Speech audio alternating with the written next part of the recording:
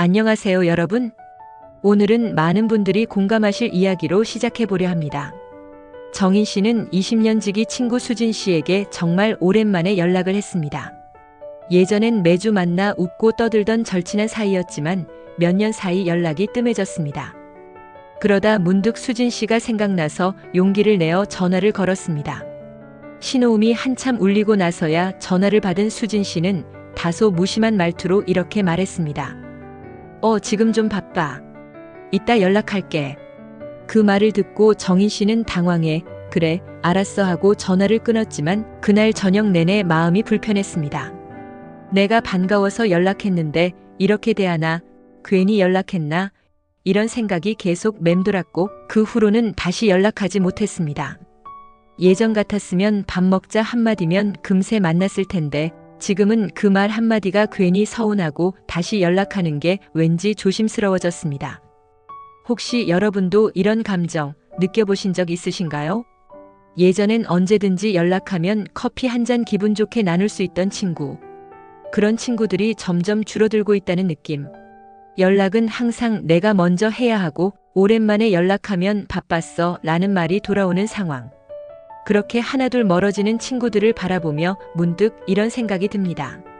내가 뭔가 잘못했나, 나만 애쓰는 관계는 아닌가? 사람들은 말합니다. 나이 들면 친구는 자연스럽게 줄어드는 거야. 그런데 정말 그게 다일까요? 오늘은 그 물음에 함께 답해보고자 합니다.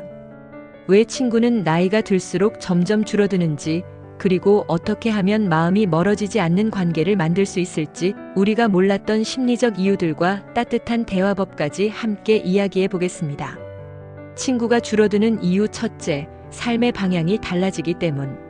인간관계에서 가장 큰 변화는 어쩌면 같은 길을 걷던 사람들이 다른 방향을 보기 시작할 때부터 시작됩니다. 젊을 땐 모두 비슷한 고민을 하죠. 취업, 연애, 결혼, 육아. 같은 목표를 향해 뛰어가던 시절엔 자연스럽게 대화도 이어졌습니다. 하지만 점점 나이가 들수록 삶의 속도가 달라지고 관심사도 각자의 방식으로 바뀝니다. 누군가는 자녀의 진로에 몰두하고 누군가는 은퇴 이후의 삶을 고민합니다. 누군가는 건강을 걱정하고 누군가는 새로운 취미에 몰입하죠. 정숙 씨는 고등학생 자녀의 입시 준비로 매일이 전쟁입니다. 그런 그녀에게 여행지 사진을 보내며 요즘 너무 한가해서 심심해라고 말하는 친구 미경 씨의 메시지는 공감보다 피로감을 안겨주었습니다. 예전처럼 마음껏 웃으며 얘기하던 사이였지만 서로의 삶의 방향이 바뀌면서 감정의 온도도 달라진 거죠. 우정이 식은 것이 아니라 그저 서로 다른 계절을 살고 있는 것일지도 모릅니다. 그러니 관계에 예전 같지 않다는 말을 붙이기 전에 서로의 변화를 받아들이는 마음이 먼저일지도 모릅니다.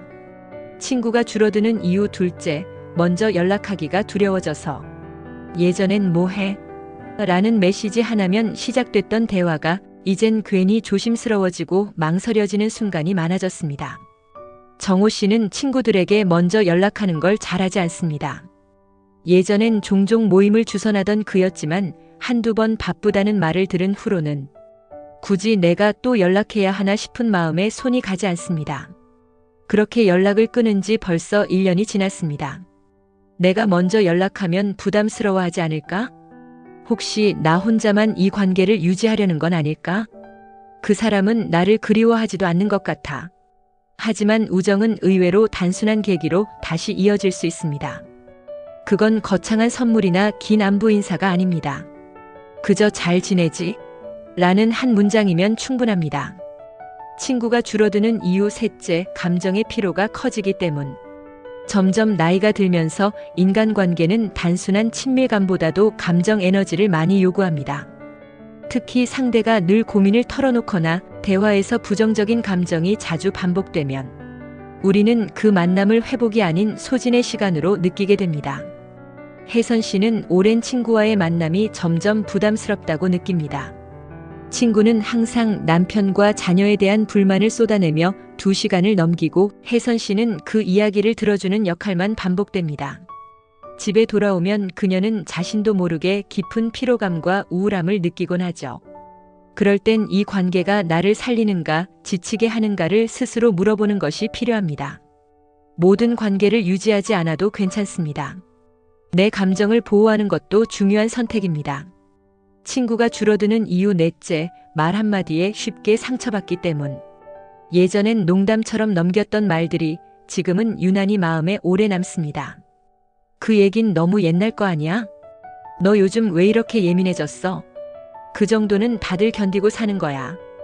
윤희 씨는 친구의 한마디에 깊은 상처를 받았습니다.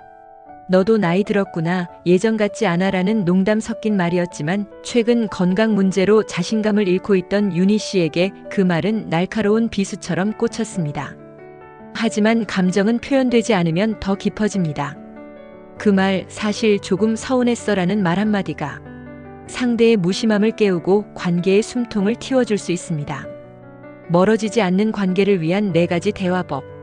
친구가 줄어들고 있다고 느낄 때 우리가 가장 놓치기 쉬운 것은 바로 말입니다. 어색함이 생기면 괜히 더 조심스럽고 말 한마디 꺼내는 것조차 망설여지죠. 하지만 관계를 회복하고 유지하는 데에는 거창한 표현보다 작지만 진심이 담긴 한마디가 훨씬 더 중요합니다. 여기 멀어지지 않는 관계를 위한 4가지 대화법을 소개합니다. 첫째, 진심 어린 사과. 그땐 미안했어. 사람과 사람 사이엔 의도하지 않은 오해가 생기기 마련입니다. 그 오해를 풀 수 있는 가장 좋은 방법은 바로 진심 어린 사과입니다. 한때 가까웠던 사람일수록 감정의 간극도 커지기 쉬운데 이를 회복하는 건 단순한 한마디일 수 있습니다. 그때는 내 의도가 그렇지 않았지만 혹시 마음 상했다면 미안해. 이 한마디가 관계의 문을 다시 여는 열쇠가 됩니다. 둘째, 구체적인 관심 표현. 요즘 어떤 생각 많이 해? 요즘 무슨 일에 집중하고 있어? 최근에 기뻤던 일은 뭐였어? 같은 조금 더 구체적이고 개인적인 질문이 상대의 마음을 열 수 있습니다. 이런 말은 당신이 궁금하다는 메시지를 자연스럽게 전해주며 관계를 깊게 만드는 연결고리가 되어줍니다. 셋째, 공감의 언어. 나도 그런 적 있었어.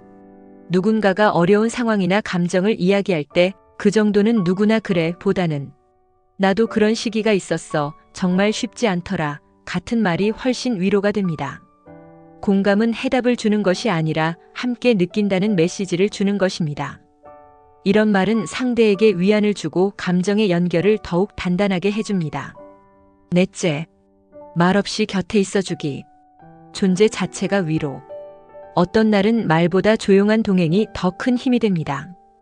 꼭 무언가를 조언하거나 도와주지 않아도 괜찮습니다. 그저 커피 한 잔을 건네며 아무 말 없이 곁에 앉아 있는 것. 그 존재 자체가 상대에게 큰 안정감과 위로가 될 수 있습니다. 말하지 않아도 되는 사이, 그 자체가 오래가는 우정의 본질일지도 모릅니다. 우리는 나이가 들수록 관계에 대한 감수성이 더 예민해지고 동시에 더 외로워지기도 합니다. 하지만 그 외로움은 단지 사람이 줄어서가 아니라 감정이 멀어졌기 때문에 생기는 감정이죠. 오늘 함께 살펴본 친구가 줄어드는 이유 4가지를 기억해 주세요.